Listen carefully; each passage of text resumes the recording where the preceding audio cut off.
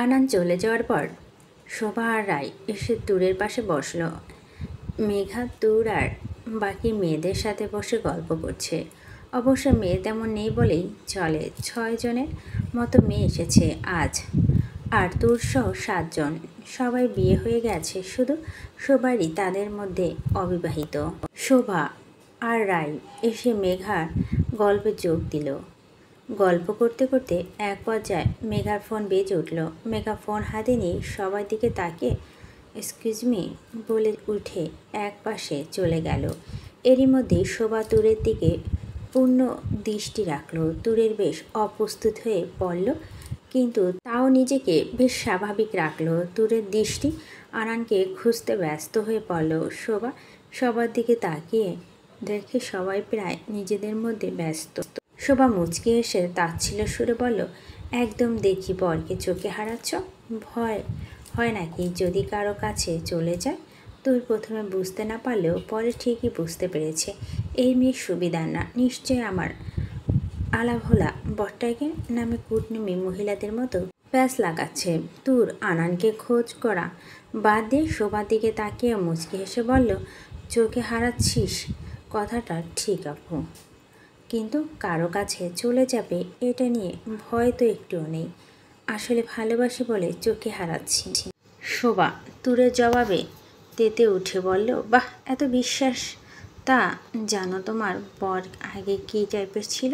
মেয়ে দেখলে তো ঝাঁপিয়ে পড়তো, তা এখন যে পড়বে না এটা কি গ্যারান্টি? তুর শোভার কথা একটু বিচলিত হলো না, বরং আরেকটু বেশি শিওর হয়ে গেল শোভা কুটনমি মহিলা টাইপের না, বরং সে নিজেই আস্ত একটা কুটনি মহিলা। তুর শাড়ির আঁচলটা একটু গুছিয়ে নিয়ে বলো, আপনার দিকে কয়েকবার ঝাঁপিয়ে পড়েছে আপু, কারণ আপনিও তো মেয়ে, আর ক্লাস যখন করতো তখন নিশ্চয় আপনাকে দেখেছে, তাই ঝাঁপিয়ে পড়াটা স্বাভাবিক। আপনি তো আমার বরের ওপর আগে থেকে পিএইচডি করা দেখছি, তা আপনার ওপর ঝাঁপিয়ে পড়েছে বলে শুধু শুধু অন্য মেয়েদের নাম দিচ্ছেন কেন? তুর এহেন উত্তরে সবাই রেগে গিয়ে বলো, কি আবল তাবল বলছো? এ মেয়ের কথা একটু বেশি বলছো না? তুর মুচকে হেসে বলল, এই মেয়ে না, বলো মিসেস তাবজি তাজফ আয়ান তুর। আর হ্যাঁ, কথার প্রথমে আপনি শুরু করেছেন।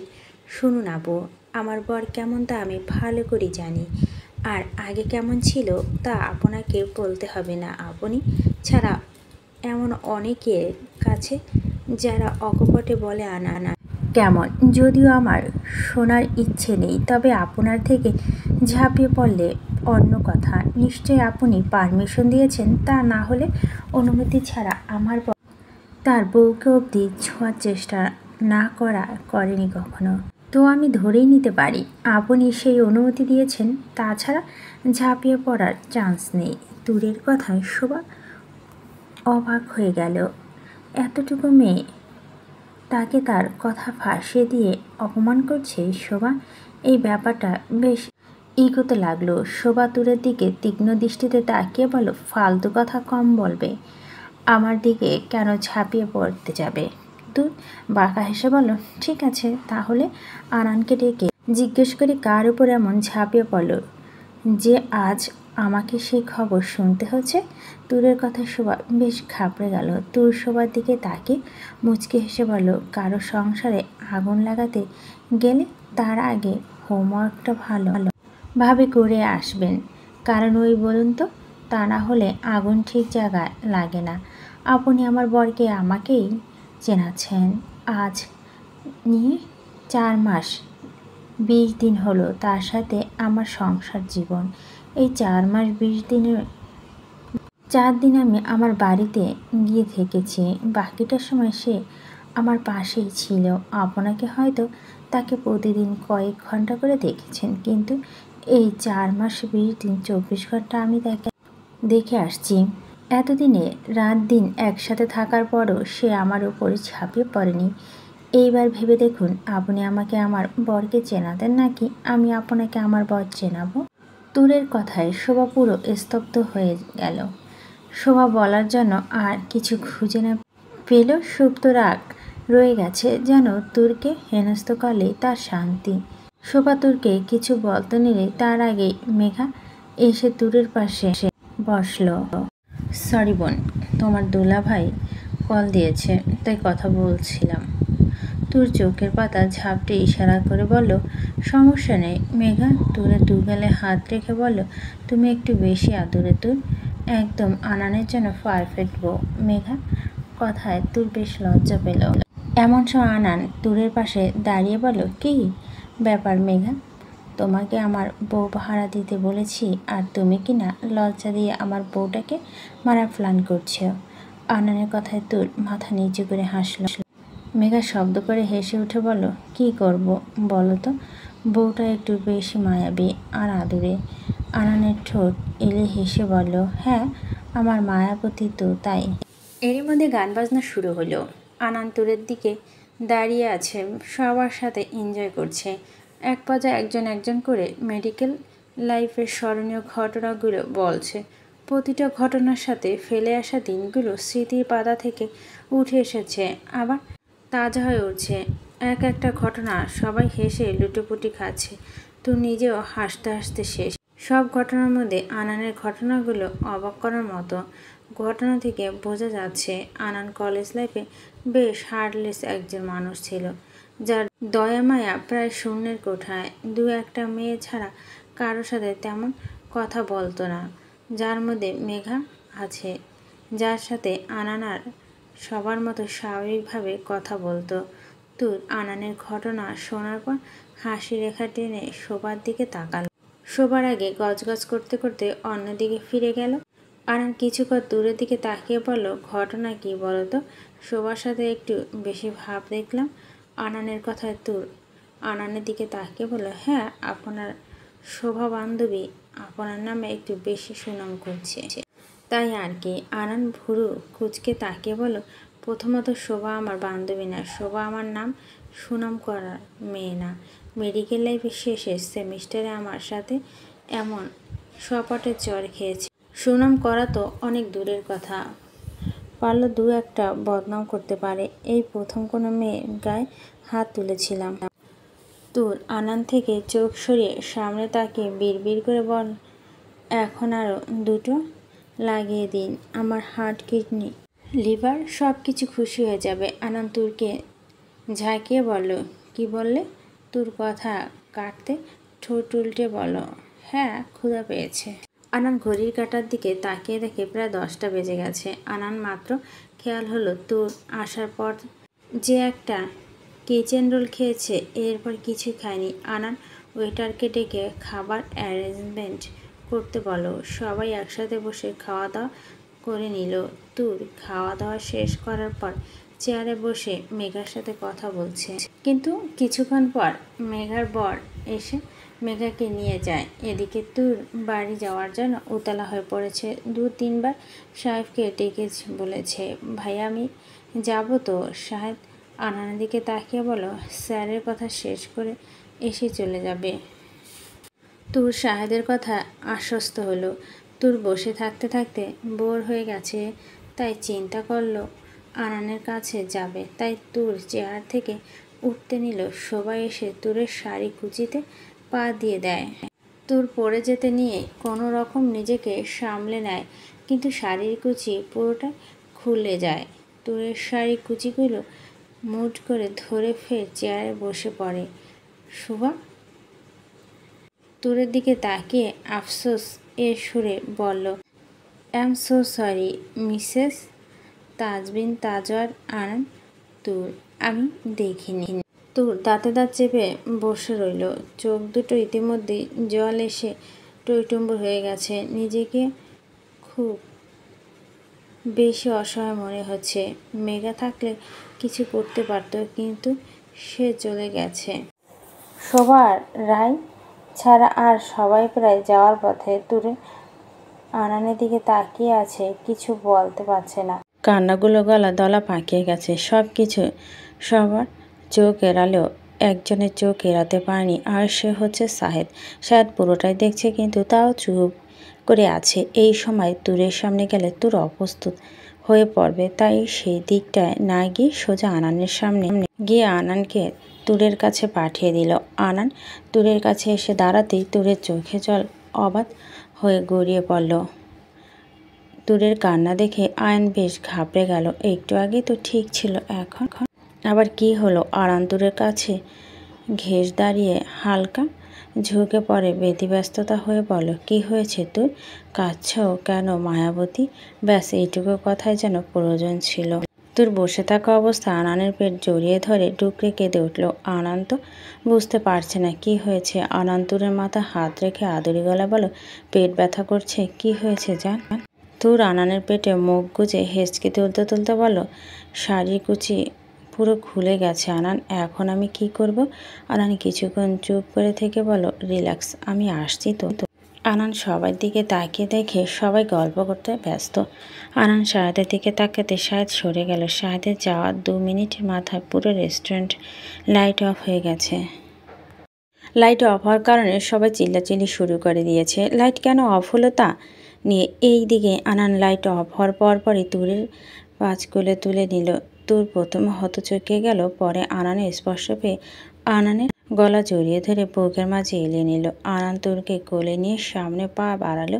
আনান রেস্টুরেন্ট থেকে বের হয়ে গেল। শাহেদ গাড়ির ফ্রন্ট সিটে দরজা খুলে দিয়ে আনানের ইশারা করে আবার রেস্টুরেন্টের ভিতরে চলে গেল। আনান তুরকে ফ্রন্ট সিটে বসিয়ে দিয়ে সে নিজে ড্রাইভিং সিটে বসে পড়ল। আজ শাহেদকে আনানের কাছে ভিন্ন মনে হচ্ছে, কিন্তু আনান সেদিকে তেমন গুরুত্ব দিল না। আনানের পুরো খেয়াল এখন তুরের দিকে। তুর মাথা নিচু করে বসে আছে। আনান দরজা লক করে তুরের হাত নিজের হাতে মুঠো নিয়ে নিল। তুর আনানের দিকে তাকালে আনান তুরের চোখে কানে সে গড়িয়ে পড়া থাকা পানি আলতো হাতে মুছে দিয়ে তুরের হাতে চুমু দিয়ে বলল, একদম কাঁদবে না, দেখো তোমাকে নিয়ে এসেছি না, এখন কোনো সমস্যা হবে না। আজ আমি সচেতন ছিলাম না জান, আমার উচিত ছিল তোমার পাশে থাকার। সরি তো, প্লিজ আর কেঁদো না। তোর আনানের দিকে তাকিয়ে আনানের হাত দুটো নিজের থেকে আঁকড়ে ধরে বলো, আপনার দোষ ছিল না, শাড়িও ঠিক ছিল। কিন্তু আনান বুড়ো কুচকে তাকিয়ে বলো, কিন্তু কি? তোর আনানের দৃষ্টি লক্ষ্য করে ঘাবড়ে গিয়ে বলো, বাড়ি যাব, চলুন না তাড়াতাড়ি, জুতোগুলো পায়ে লাগছে খুব। তুরের কথা ব্যতীত ব্যস্ত হয়ে নিচে ঝুঁকে তুরের পা থেকে জুতোগুলো খুলে দিয়ে গাড়ির পিছন সিটে ফেলে দিল। এতপর তুরের দিকে পূর্ণ দৃষ্টি দিয়ে বলো, গাড়ি নিয়ে কিন্তু শব্দ করে যে লাইট ছিল তা সম্পন্ন করবে। তুর আনানের কথায় চমকে উঠল। আনান গাড়ি স্টার্ট দিল, কিন্তু তুর এখনও আনানের দিকে তাকিয়ে আছে। আনান সামনে তাকিয়ে ড্রাইভ করতে করতে বলো, এইভাবে তাকিয়ে থাকলে আমি এখনই গাড়ি থামিয়ে দিব। আমার ইচ্ছে করছে বউটাকে দেখার। আনান মোট নিয়ে এমন কথা বলবে তা তুর কল্পনাও করতে পারেনি। তুর আনানের দিকে থেকে চোখ সরিয়ে লজ্জা পেয়ে জিভ কামড়ে মনে মনে বলে উঠল, পাজিবার কোথাকার, সবসময় লজ্জা দেয়। আনান মুচকে এসে ড্রাইভ করতে ব্যস্ত হয়ে পড়ল। অন্যদিকে প্রায় মিনিট 5 পর রেস্টুরেন্টের লাইট অন হলো। সবাই যেন রেস্টুরেন্টের ম্যানেজারকে জিজ্ঞাসাবাদ ব্যস্ত। তখন শাহেদ হনহনিয়ে সবার মাঝখানে এসে শোবার হাতে টেনে ধরে কষে একটা থাপ্পড় মেরে দিল। থাপ্পড়ের আওয়াজ এত জোরে ছিল যে সবাই আওয়াজ থমকে গেছে। শোভা থাপ্পড় দেওয়ার সাথে সাথে টেবিলের উপর পড়তে নিল, কিন্তু পাশে রাই থাকায় সে শোভাকে ধরে ফেলল। শোবার গালে হাত দিয়ে থাপ্পড় মারা ব্যক্তির দিকে তাকিয়ে কিছু বলতে নিলে তার আগে শাহেদ আরেকটা থাপ্পড় বসিয়ে দিল। পরে থাপ্পড়টা দেওয়াতে সবাই চমকে উঠল। শোভা তো বুঝতে পারছে না কেন এই ছেলে শোভাকে থাপ্পড় মারছে। শোভার আগে দুঃখে লজ্জায় চোখের পানি এসে জমা হয়ে গেল। ছেলেটি সবার থমথমে অবস্থা। শাহেদের পুরো মুখ লাল হয়ে আছে অতিরিক্ত রাগের কারণ না, থরথর করে কাঁপছে। এতক্ষণে আনানের দিকে নিজের রাগকে কোনোরকম কন্ট্রোলের মধ্যে রেখেছে, কিন্তু এখন আর মোটেও পেরে উঠছে না। শাহেদ বড় বড় নিঃশ্বাস ফেলে নিজেকে আয়ত্ত আনার চেষ্টা করছে। মন তো চাইছে এই শোভা নামক মেয়েটিকে পুঁতে ফেলতে, কিন্তু সেটা তো এই মুহূর্তে পারবে না। সবার ঘোর কাটলো। কয়েক সেকেন্ড পর সবাই জিজ্ঞেস করছে, কেন শাহেদ শোভাকে থাপ্পড় মেরেছে? শোভা রেগে উঠে বলো, হাউ ডিয়ার ইউ। শাহেদ রেগে 2 কদম এগিয়ে শোভার সামনে যেতে আনানের দুটো ব্যাচমেট এসে শাহেদকে ধরে ফেলল। শোভাও ভয়ে 2 কদম পিছিয়ে যায়। আনানের ব্যাটসম্যানরা শাহেদকে ধরে বলে, আগে বলো কি এমন হয়েছে শাহেদ যে শোবার উপর এতটা রেগে গেছো তুমি? শাহেদ সবার দিকে নিজেকে ছাড়িয়ে নিয়ে বলো, আমি তো ব্যাস রেগে গিয়ে দুটো থাপ্পড় মেরেছি। আনানসার থাকলে এই মুহূর্তে এই মেয়েটিকে মাটিতে পুঁতে রেখে দিত। উফ, আমার থাপ্পড় মারা মোটেও উচিত হয়নি, বরং এই মেয়েটাকে মাটিতে পিষে দেওয়া উচিত ছিল। অবশ্যই আনানসার থাকলে তাই করত। সবাই অবাক হয়ে শাহেদের দিকে শুনছে। এর মধ্যে একজনে জিজ্ঞেস করছে, কি হয়েছে? শাহেদ সবার দিকে তীক্ষ্ণ দৃষ্টিতে তাকিয়ে বলো, এই নোংরা মেয়েটি জিজ্ঞেস করুন তুরের সাথে কি করতে চেয়েছিল। ভাগ্যেশ আমি দেখে নিয়েছিলাম। শাহেদ হাত মুঠ করে সবাইকে উদ্দেশ্য করে চেঁচিয়ে বলো, এই মেয়ে, তোমার লজ্জা করে না একটা মেয়ে হেনস্থ করার চিন্তা করতে? নিজের মেয়ে বলে দাবি করে কিভাবে? মেয়ে হয়ে মেয়েদের সম্মান নিয়ে টানাটানি করে একটু বিবেকে বাঁধল না?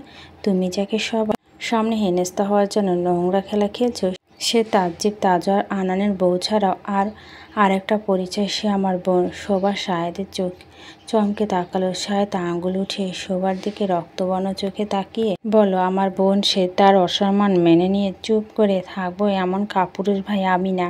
তোমার মতো এমন হাজারো শোভা মেরে গুম করে ফেলতে এই শাহেদ দুবার ভাববে না, এটা মাথায় রেখো। নেহাত আজ ওদের জন্য বেঁচে গেলে।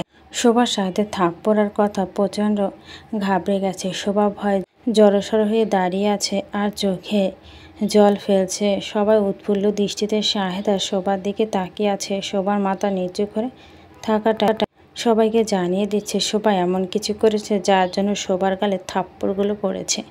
সবার মধ্যে থেকে রিয়া নামক একটা মেয়ে এগিয়ে এসে জিজ্ঞেস করলো, কি হয়েছে ভাইয়া? এই শোভা তুরের সাথে আবার কি করেছে? শাহেদ দাঁতে দাঁত চেপে শোভার দিকে তাকিয়ে বলো, তুমি নিজের মুখে বলবে না কি আরও 2-4টা থাপ্পড় লাগবে?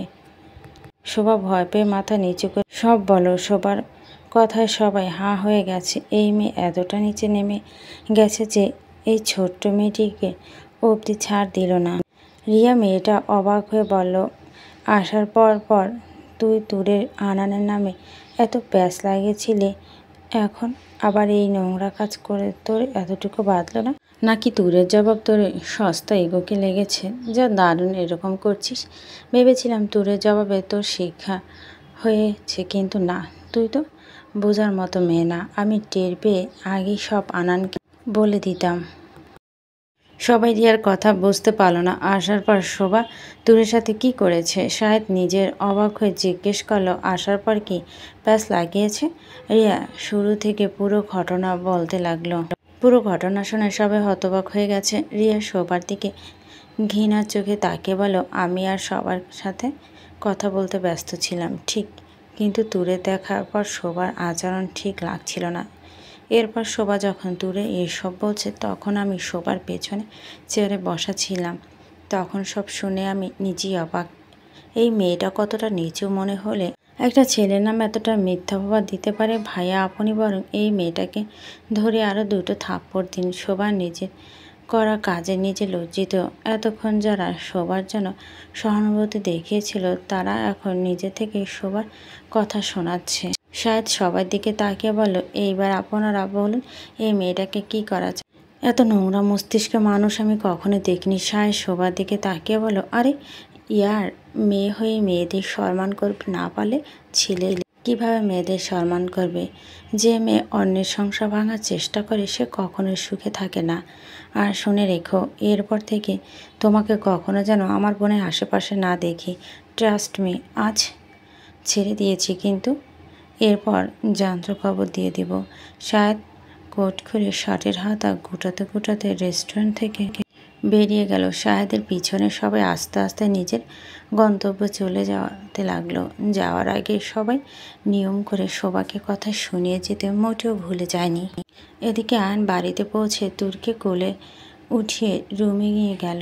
তুরে নিয়ে গিয়ে দাঁড় করাতে তুর শাড়ি খুলে যাওয়া কুচিগুলো পুরো ছড়িয়ে ছিটিয়ে গেছে। তুর অসহায় দৃষ্টিতে তাকিয়ে বলো, ওইখানের এই অবস্থা হতে যাচ্ছে? ভাগ্যিস মুট করে ধরে বসে পড়েছিলাম। আনান ফ্লোর থেকে শাড়ি উঠিয়ে নিচে আবার কুচি করে তুরের হাত ধরিয়ে দিয়ে বলো, যা হয়েছে তা ভুলে যাও না আদুরানি, মনে পড়লেই তো খারাপ লাগবে। তুর কুচি গুজে নিতে নিতে বলো, আনান মুচকি হেসে ওয়াশরুমে ফ্রেশ হতে চলে গেল। তুর হিজাব খুলে রেখে দিয়ে বিছানায় বসে পড়ল। বেশ কিছুক্ষণ পর আনান ওয়াশরুম থেকে বেরিয়ে তুরের কাছে এসে কোনো কথা না বলে তুরের হুট করে কোলে তুলে নিয়ে মিনি টেরেসের দিকে বাড়ালো। আনানের হঠাৎ করা কাজে তুর একদম অপ্রস্তুত হয়ে পড়ল।